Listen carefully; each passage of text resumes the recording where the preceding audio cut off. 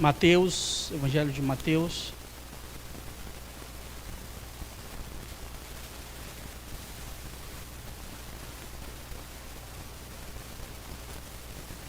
Capítulo 10, verso 34. Diz assim a palavra de Deus, a versão NAA. Eu lerei com os irmãos.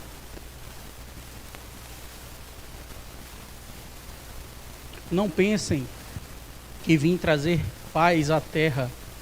Não vim trazer paz, mas espada, pois vim causar divisão entre o homem e o seu pai, entre a filha e a sua mãe, entre a nora e a sua sogra. Assim, os inimigos de uma pessoa serão os da sua própria casa. Quem ama o seu pai ou a sua mãe mais do que a mim, não é digno de mim. Quem ama o seu filho ou a sua filha mais do que a mim, não é digno de mim. E quem não toma a sua cruz e vem após mim, não é digno de mim. Quem acha a sua vida, a perderá. E quem perde a sua vida por minha causa, esse a achará. Amém. Senhor, nós te louvamos, Pai, pela tua presença no nosso meio. Te louvamos por estarmos aqui diante de ti. Que a tua palavra, Pai, ela nos inspire. Que a tua palavra, ela nos modifique de dentro para fora. Que a semente dela gere frutos, Pai, dignos de arrependimento dentro de nós. Em nome de Jesus. Amém. Irmãos, esse texto, antes de entrarmos nele, eu queria lhe lembrar da liturgia de um culto. Culto que nós celebramos ao Senhor, ele é dividido em algumas etapas, né? E aqui na igreja é muito comum ter o momento do louvor, ter o momento da palavra. Mas eu queria destacar esses dois momentos, o momento do louvor e o momento da palavra. O momento do louvor, da liturgia do culto, é o momento que nós apresentamos a Deus o nosso cântico. Nós louvamos a Ele. É a igreja entregando para Deus a sua gratidão, a sua adoração. É a igreja entregando para Deus todo o seu fervor com fé daquilo que Deus é. E por isso cantamos, por isso oramos, por isso bendizemos ao Senhor. Então podemos dizer que o louvor, ele é algo que vem de baixo para cima, que é onde nós nos colocamos engrandecendo ao Deus Todo-Poderoso. E o segundo momento é o momento da palavra. O momento da palavra é ao contrário. A palavra, ela é de Deus. É como se fosse o Deus, o nosso Deus, falando ao nosso coração. É como se fosse Deus trazendo a sua direção para a igreja e falando o que a igreja precisa ouvir. Então é como se viesse de cima para baixo. Claro que o momento da palavra é o momento onde nós ouvimos aquilo que Deus tem para nós. E Deus pode falar através de louvores, através de um texto que lemos, por exemplo, através da televisão, da internet, de quem está ouvindo de casa. Mas o que eu quero dizer para você é que Deus fala com a igreja, amém? Deus fala com a igreja nos dias de hoje ainda através da sua palavra. Quem acredita nisso diz amém. Deus, ele continua falando com a sua igreja, porque a palavra de Deus, ela é viva e ela é eficaz. O que eu acabei de ler aqui, esses versículos de Mateus capítulo 10, é o próprio Jesus falando para os discípulos. É o próprio Deus falando para os discípulos sobre algumas dificuldades da vida. E eu queria refletir com os irmãos, nesses minutos que temos juntos, sobre o seguinte tema. O homem, o ser humano, ele precisa ser salvo de si mesmo para viver em Cristo. Sendo mais resumido, a gente pode falar salvo de si mesmo para vivermos em Cristo Jesus. O texto que lemos, irmãos, Jesus, ele fala de maneira muito clara para os discípulos sobre algumas divisões que poderiam acontecer. Claro que aqui ele está sendo muito claro e falando, né? Eu não vim para trazer paz e sim guerra. Parece estranho, né? Porque ele é a nossa paz. E aí quando a gente lê esse texto, a gente tem que buscar a interpretação desse texto. E saber por que Jesus, ele estava falando aqui nesse momento, que não veio para trazer paz e sim guerra. Ele diz, eu vim para trazer divisão dentro das suas casas, da mãe, da filha contra a mãe, do filho contra o pai, da nora contra a sogra. Mas o que ele quer dizer com isso? A gente precisa entender o contexto disso que ele está falando. Primeiro, irmãos, eu quero lembrar dessa mensagem temática, que eu e você precisamos sermos salvos. Sermos salvos talvez do mundo, sermos salvos do diabo, sermos salvos da violência, mas eu não queria enfocar nesse tipo de salvação, ou até mesmo sermos salvos do inferno, mas eu queria que a gente hoje meditasse sobre sermos salvos de nós mesmos. Eu queria fazer você refletir, e eu quero ler somente 4 textos, esse mais 3, de maneira bem breve, para que nós reflitamos sobre que eu realmente preciso ser salvo de mim. E é a Bíblia que assim vai nos mostrar. A palavra de Deus diz, em Jeremias, por exemplo, capítulo 17, versículo 9, que enganoso é o coração mais do que todas as coisas. O ser humano, irmãos, ele carrega dentro dele desejos, instintos, que se não forem moldados por Deus, pode levar para um caminho terrível de destruição. A vontade humana, ela é uma vontade que é inclinada para aquilo que não é vontade de Deus. O homem que é guiado pelo seu coração, ele busca prazeres imediatos. O homem, o ser humano criado pelo seu coração, ele busca poder e reconhecimento pessoal. Mas a palavra nos alerta que enganoso é o coração mais do que todas as coisas. Quando seguimos, amados, os nossos próprios instintos, sem discernir a vontade de Deus, corremos um risco grande, escute isso, de nos tornar escravos dos nossos desejos, escravos das nossas vontades. E isso muitas vezes, decisões tomadas por impulso, por egoísmo, eles resultam em dor e muitas vezes sofrimento, muitas vezes resultam em arrependimento, vazio, remorsos e sentimento de vazio. Mas eu queria refletir com vocês sobre esses textos, onde ele nos chama para nós sermos salvos de nós mesmos, onde ele nos chama a confrontarmos a nossa própria carne e deixarmos o Espírito de Deus moldar a nossa vida. Essa transformação, irmãos, ela é libertadora. Existe uma transformação, e como eu falei no domingo passado, sobre o transplante de coração que Deus fez quando Davi escreveu um salmo. Cria em mim, Senhor, um coração puro e renova em mim um espírito inabalável. Esse transplante, essa mudança, eu quero reforçar hoje que ela é possível quando o Espírito Santo ele entra e molda a nossa vida. É sobre salvação, essa batalha contra o nosso próprio coração. E aí o texto que lemos, irmãos, né? O verso que ele diz no finalzinho: quem achar a sua vida, perdê-la-á. E quem perde sua vida por minha causa, achá-la-á. Ele diz no outro verso, no início, que lemos: não pense que vim trazer paz à terra. Não vim trazer paz, mas espada. Jesus aqui, ele não está falando de algo literal, de separar as pessoas. Atenção, entenda isso. Ele não está falando aqui de maneira literal, entre colocar divisão na sua casa, conflito na sua casa, não. Ele está colocando uma observação para mim e para você sobre o que está acima de tudo na minha vida.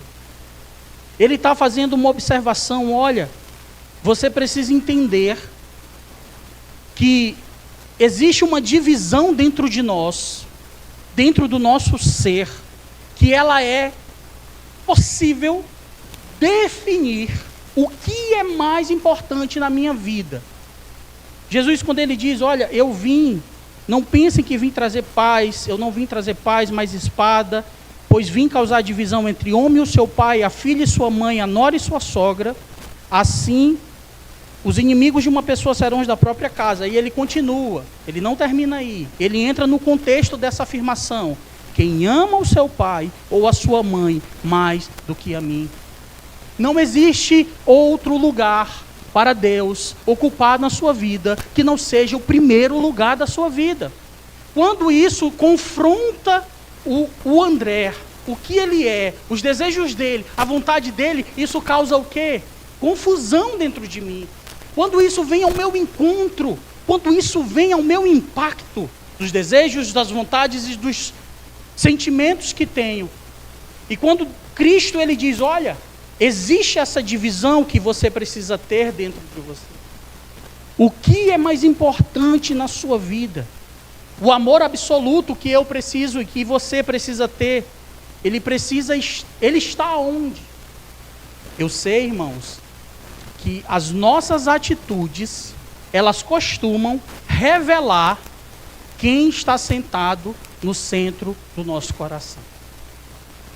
O amor absoluto, ele revela os nossos ídolos. As ações do amor absoluto por algo, ele revela aquilo que nós apreciamos tanto. Mas eu queria, em nome de Jesus, orar a Deus e falar, Senhor, salva-me de mim mesmo. Porque nem mesmo as vontades e os desejos que são dentro de mim, muitas vezes são voltados para Ti em primeiro lugar. Eu não posso ter dúvidas do que eu quero com Deus, irmão. Eu não posso ter dificuldades de entender que Deus ele precisa ser o primeiro da minha vida. De maneira prática, como? A gente vai ver mais na frente. A paz, irmãos, de Cristo, ela nos reconcilia com Deus, mas nos coloca em guerra contra os nossos pecados.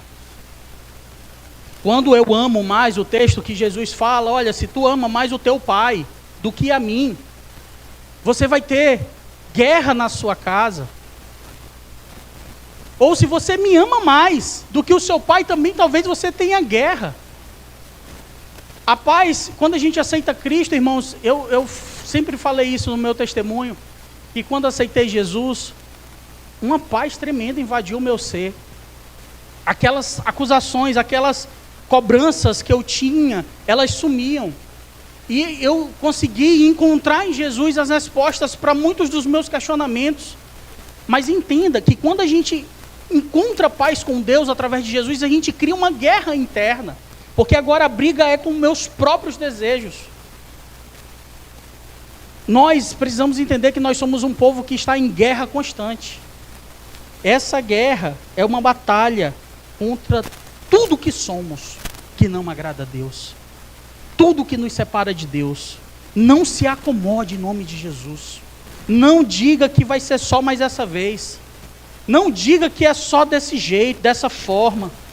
Ao encontrar Jesus, nós encontramos a paz, que a Bíblia diz que excede todo o entendimento. Mas eu também entro em conflito com tudo aquilo que eu era. Jesus, ele nos traz a pensar. Nós precisamos, irmãos, em meio a uma sociedade tão confusa, encontrar paz em Deus. Parece um pouco contraditório, né? Quando ele diz, eu não vim trazer paz. Mas ele estava falando das guerras internas que nós vivemos. Nos dias de hoje, é muito comum se buscar as religiões que validam o meu comportamento. Ah, não vou para aquela igreja não, porque aquela igreja, ela só prega disso, só fala aquilo. Eu vou para uma igreja ali que é mais light. É muito comum nos dias de hoje você encontrar um lugar que diz que você está certo. Por que eu falei da liturgia do culto? Porque a gente está lendo o que a Bíblia diz. E o que a gente tenta pregar com a misericórdia de Deus é o que a Bíblia diz. Não é o que eu acho. Não é o que eu acho que é certo. É o que a Bíblia diz. É o que Cristo diz. É muito comum as pessoas buscarem religiões que validam o comportamento errado. Por isso que nós precisamos estar em guerra e declarar guerra contra as nossas próprias vontades e desejos. Algumas pessoas, já chegaram a perguntar, será que Deus me aceita como eu sou? É comum às vezes a gente ouvir esse tipo de pergunta, mas o ponto é que eu não me aceito como eu sou. Eu tenho que entender isso. Eu não me aceito. Eu não posso continuar assim. Invejoso, mentiroso, avarento. Não, Senhor, o Senhor morreu por isso. Não. O cristão, ele não pergunta se Deus me aceita como eu sou. Ele olha para si e diz, não, eu não me aceito assim. Senhor, eu preciso de Ti, tem misericórdia de mim. Reflitamos para olhar para dentro de nós. O ponto, irmãos, é que depois que conhecemos a graça e a misericórdia e o preço que foi pago por nós, nós descobrimos que eu também não quero mais a mim do jeito que eu sou. O preço foi muito alto. Domingo que vem, 9 da manhã, nós teremos ceia do Senhor aqui na igreja e no início da EBD. O preço foi muito alto para a gente achar que da forma que eu quero fazer é correto ou me valido. O povo cristão, ele entende que o maior conflito não é externo, mas interno. O confronto entre o velho e o novo que Deus está criando na tua vida. O segundo texto que eu queria compartilhar com os irmãos está em 1 Pedro.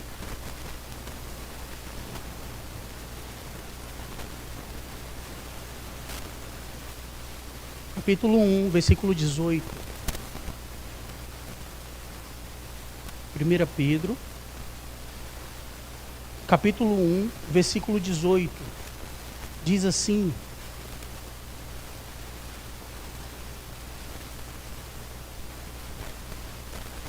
sabendo, vamos ler até o 20, 18, 19 e 20, que não foi mediante coisas perecíveis como prata ou ouro, que vocês foram resgatados da vida inútil, que seus pais lhe legaram ou lhe herdaram, mas pelo precioso sangue de Cristo, como um cordeiro sem defeito e sem mácula. Ele foi concedido antes da fundação do mundo, mas foi manifestado nesses últimos tempos em favor de vocês. Olha o que Pedro, irmãos, o que as epístolas dos apóstolos, ela é o que Cristo falou para eles. E Pedro, ele está escrevendo e ele fala, olha, vocês foram resgatados da vida vazia, da vida inútil ou fútil de vocês. E não foi por ouro ou prata, coisas que se corrompem, mas foi pelo sangue precioso do Cordeiro. Irmãos, é muito interessante quando ele diz isso, que o sacrifício de Cristo é mais profundo do que a gente imagina. Nós precisamos ser salvos de nós mesmos, entendendo que muitas vezes essa divisão ela tem que ocorrer dentro de nós. Contra o novo versus o velho. E também entender que nesse texto eu preciso ser salvo desse jeito fútil de viver. Desse maneiro tolo de viver. Em outras versões falam de maneira vazia que foi herdada.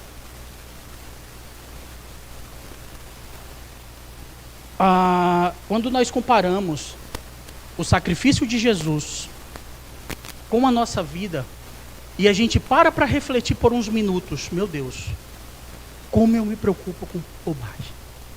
Olha só o que ele fez por mim. Olha a expressão, olha o poder que há no sangue de Jesus, olha a força que há no resgate da comunhão com Deus através do Filho de Deus.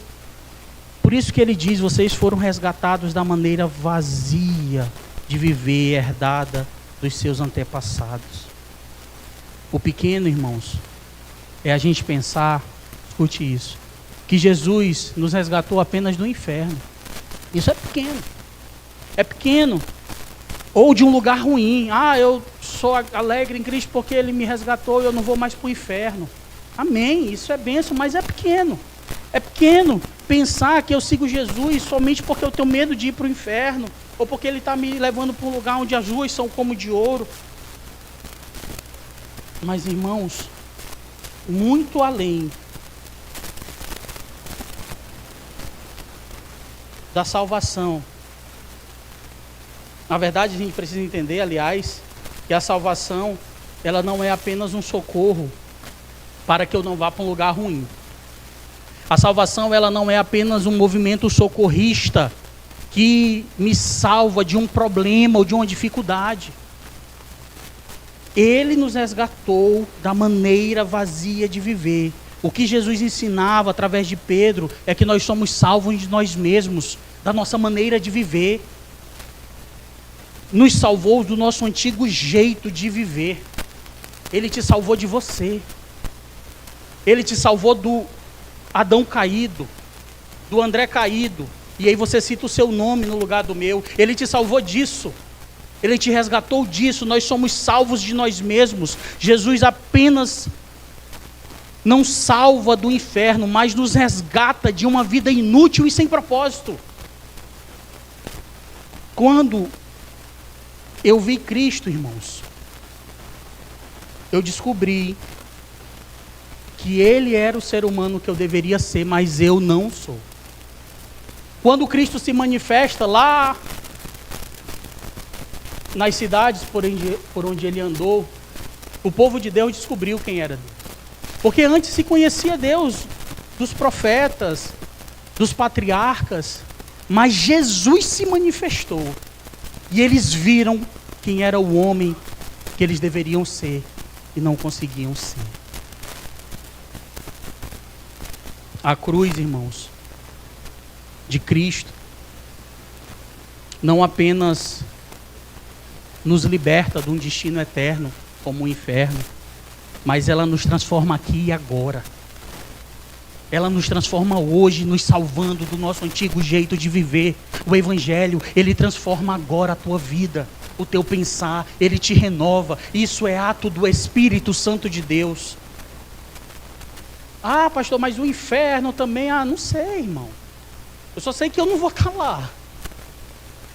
E aí, debater como é que vai ser o inferno, deixa para quem quiser ir para lá. Se preocupem todos os dias, agradar o Senhor. Se preocupem todos os dias antes de falar algo que você sabe que vai ferir alguém. Falar, Senhor, me dá sabedoria para eu não fazer dessa forma. Eu preciso falar a verdade, mas me dá sabedoria. A Bíblia diz que peça que Ele dá. Me livra de mim mesmo, me livra da vingança. Nós somos, irmãos, muito vingativos. Não, o sentido da palavra vingança, ela parece ser muito pesada, mas fazemos isso no dia a dia e não usamos essa palavra. Mas tudo aquilo que queremos fazer para provar algo para alguém, ou para mostrar que somos ou que temos, recue. A liberdade, irmãos, não é fazer o que eu quero, mas a liberdade é fazer o que Deus quer. Nós sabemos que não precisamos de ninguém, por exemplo, para entrar em confusão. Por muito pouco a gente se pega preocupado e ansioso com algo e fica se questionando sobre esse algo.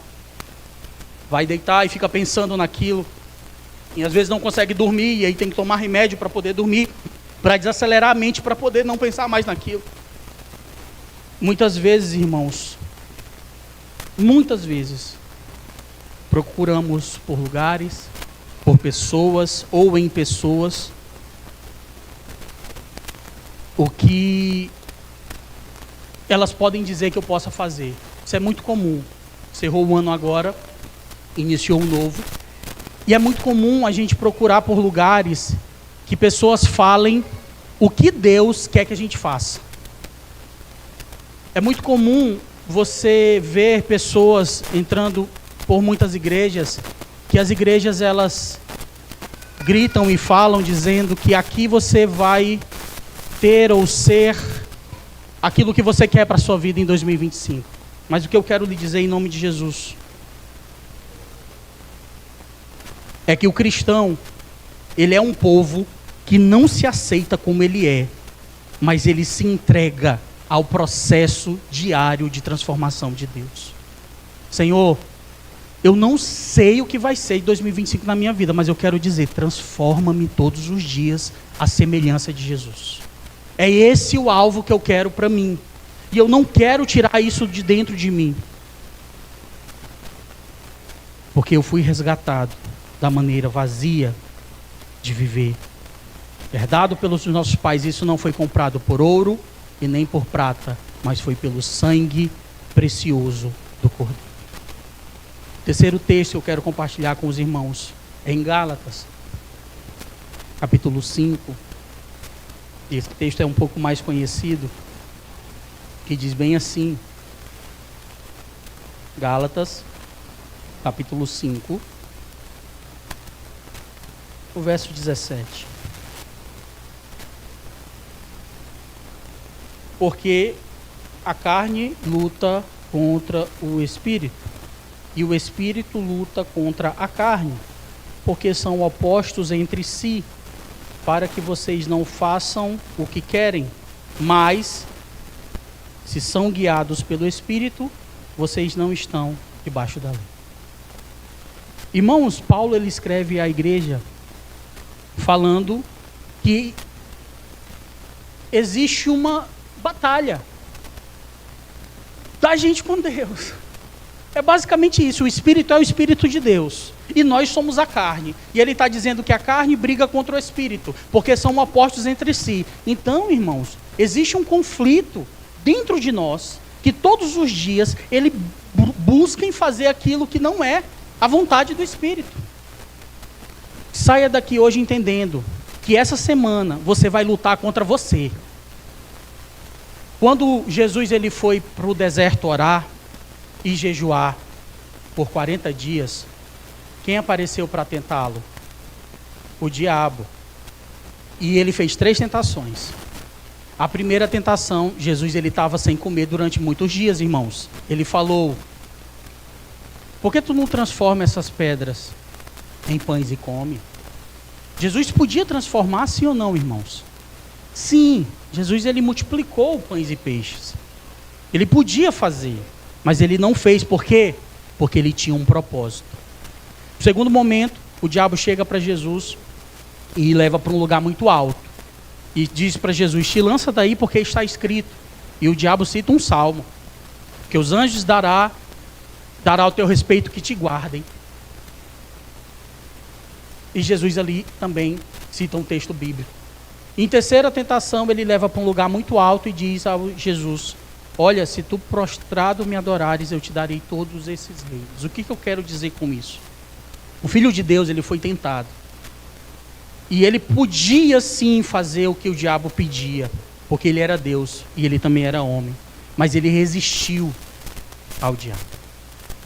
Eu queria orar com os irmãos nessa noite, pedir que essa semana e durante todos os dias dessa semana, desse ano, melhor dizendo, que vivemos um ano de mudanças profundas, que eu venha lembrar, que o Espírito de Deus venha me lembrar que a minha luta,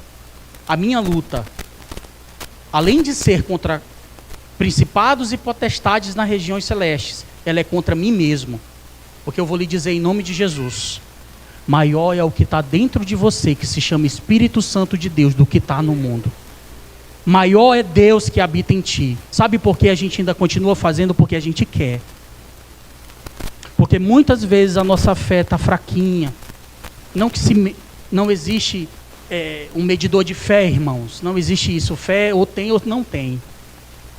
Mas o que eu quero dizer é que o Espírito Santo vai nos lembrar. Luta contra isso. Não abre mais para isso.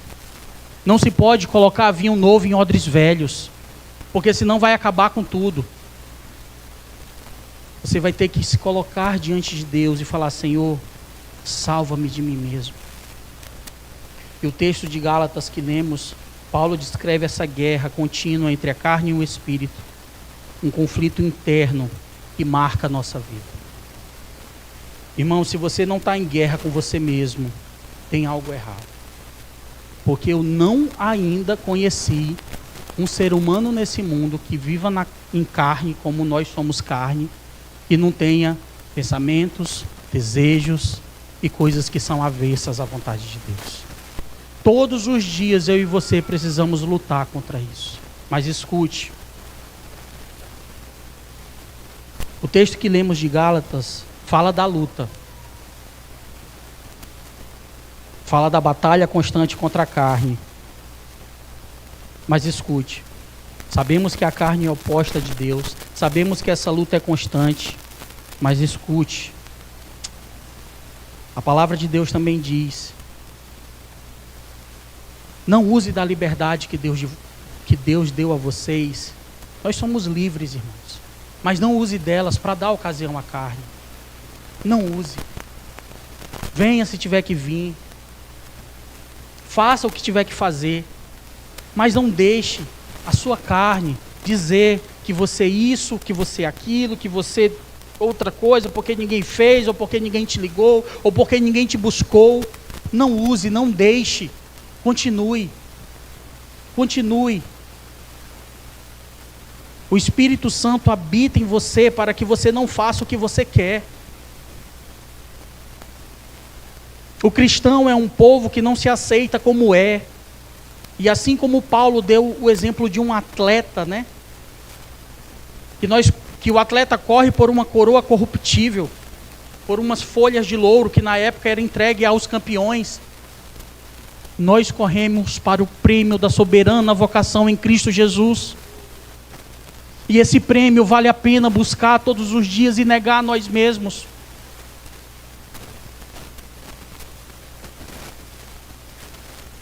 O que não é, irmãos, um peso é a cruz. A cruz é um lugar onde o velho homem fica e que o novo homem nasce em Cristo Jesus. Não é um peso servir a Deus quando você confia em Deus. Não é um peso dar outra face para quem te feriu quando você confia em Deus. Não é um peso orar pelos seus inimigos e amar aqueles que vos perseguem, ou orar por eles quando você confia em Deus. Não é um peso olhar para você diante do espelho e falar: Senhor, se eu for depender de mim, miserável homem que sou, que eu me curve ao Senhor diariamente, porque eu confio em Ti. Tem muita gente, irmãos, que não entende o significado dessa cruz. Não é um peso. A carne é oposta contra o espírito, e nós estamos lendo textos que falam sobre isso. A liberdade verdadeira, mais uma vez eu repito, não é fazer o que nós queremos, mas é permitir que Deus molde a sua vontade. E o último texto, Filipenses capítulo 3, versículo 17. Diz assim: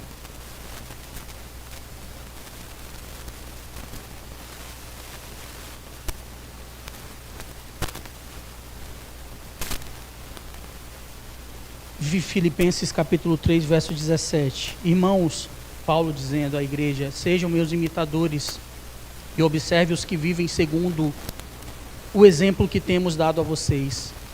Pois muitos andam entre nós, dos quais repetidas vezes eu lhes dizia, e agora dito, até chorando, que são inimigos da cruz.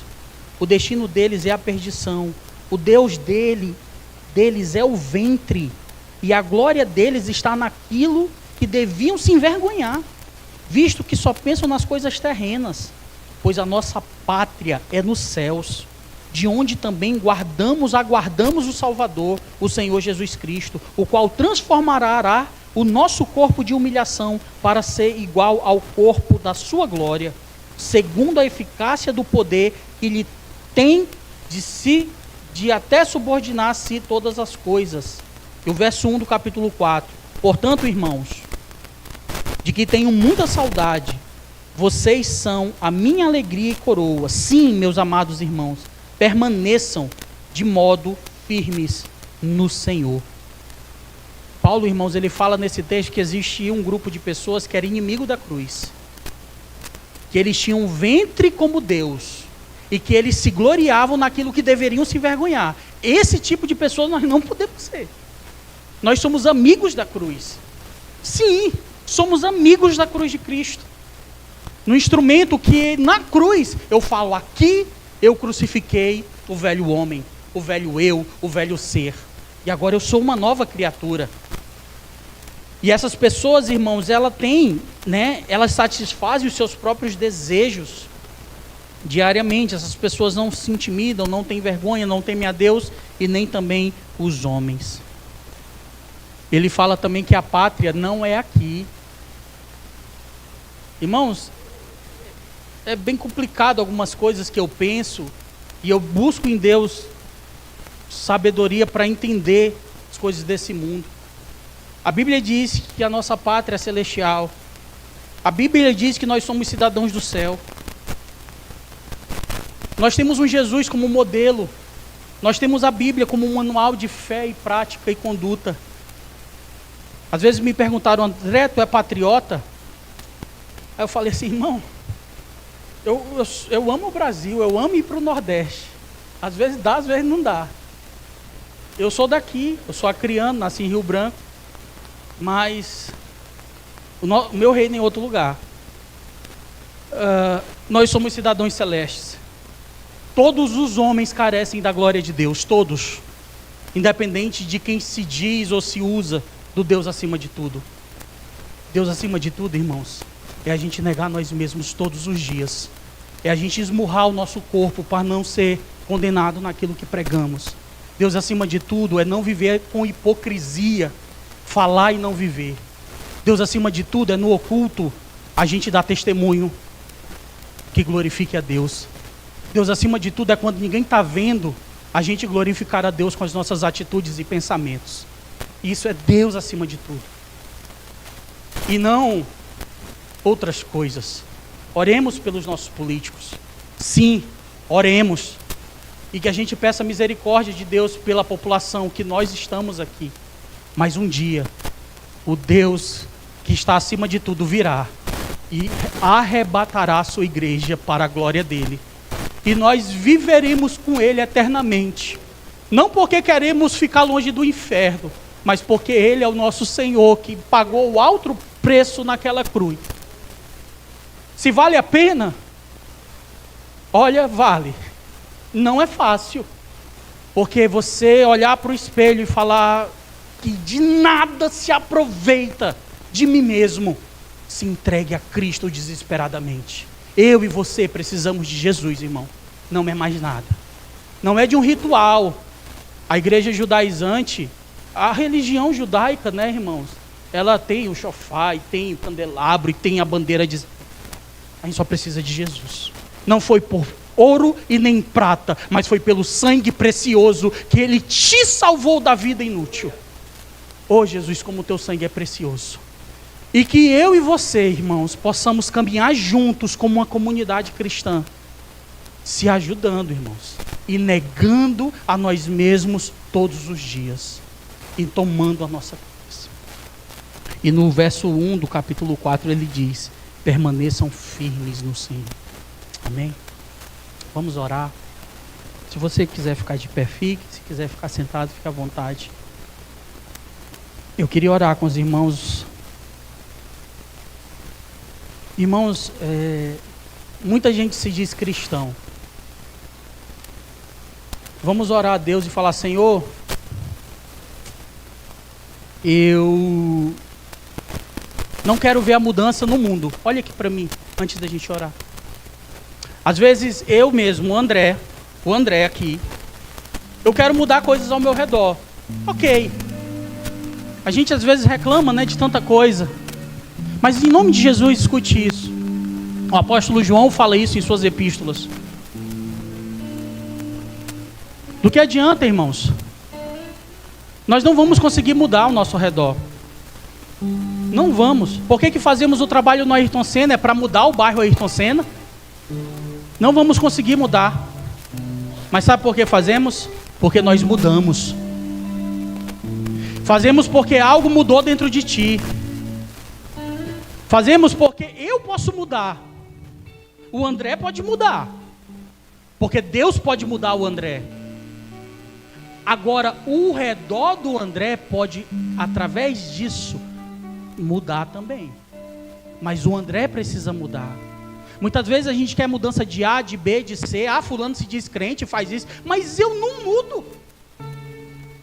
Em nome de Jesus Cristo, o Espírito Santo está nesse lugar, me convencendo do meu pecado, da justiça e do juízo de Deus. Feche seus olhos. Nós vamos orar. E colocar diante de Deus a nossa vida. Mas eu queria que você orasse no seu lugar. E falasse: Senhor, renova-me, Pai. Renova a minha vida, Jesus. Me muda, Senhor. Transforma o que eu sou, Pai. Eu preciso de Ti desesperadamente, Senhor. Nada nessa terra pode me dar o que o Senhor pode dar. Fala para Ele na tua oração, no teu lugar. Somente Tu e Ele. Ah, Jesus. Ore ao Senhor. Meu Deus, como é difícil, Senhor. Como é difícil subir nesse lugar. Como é difícil, Senhor, ler a Tua palavra nesse lugar. Porque, meu Deus, eu preciso entender que para ser uma nova criatura, eu tenho que lutar contra mim mesmo todos os dias. Eu sei que o inimigo da minha alma é o diabo. Eu sei que a minha luta é contra a carne e contra os principados e potestades, mas eu sei que o pecado está à porta e cabe a mim dominá-lo. Eu sei que cabe a mim decidir em escolher Deus todos os dias. Por isso, meu Deus, nós nos apresentamos diante de Ti, porque o Senhor é um Deus misericordioso. Apresentamos o nosso coração diante de Ti, Senhor, e Te pedimos: nos ajuda. Nos ajuda, Senhor. Nos ajuda a vencer a nós mesmos todos os dias. Nos ajuda a entender que a paz que eu encontrei em Ti, Pai, me faz estar em guerra comigo mesmo. Me salva de mim mesmo todos os dias. Livra-me de mim mesmo, Pai. E que eu possa ser a transformação que eu quero ao meu redor. Porque muitas vezes eu quero a transformação ao meu redor, mas eu não mudo. Me ajuda, Senhor, a ser um marido melhor, um funcionário melhor. Me ajuda, Senhor, para a glória de Deus, eu produzir frutos dignos de arrependimento. Me ajuda, aí as pessoas verão Deus, aonde nós formos. Olha a Tua igreja. Ajuda a Tua igreja, abençoa a Tua igreja, Pai. Que essa semana seja uma semana de vitórias contra o pecado. Que essa semana seja uma semana onde o inimigo seja envergonhado. Em nome de Jesus. Que essa semana seja uma semana onde leremos a Bíblia ou escutaremos louvores. Que essa semana seja uma semana que nós Te exaltaremos com as nossas ações. Que essa semana, Pai, o Teu nome seja glorificado na nossa vida. Em nome de Jesus. Que caia por terra, Pai, todo vício. Que caia por terra todo ódio, todo rancor, todo medo. E que o Teu Espírito Santo encha o coração da Tua igreja. Que sejamos firmes, Pai, até o final. Em nome de Jesus. Amém, meu irmão. O Evangelho é sobre transformação, de ser. O Evangelho é sobre isso. Mas nós só teremos êxito nesse objetivo, se nós caminharmos juntos, amém? Por isso, cutuca seu irmão do teu lado e fala: e conte comigo, meu irmão, nessa caminhada, amém? Deus abençoe, viu? Deus abençoe. Glória a Deus.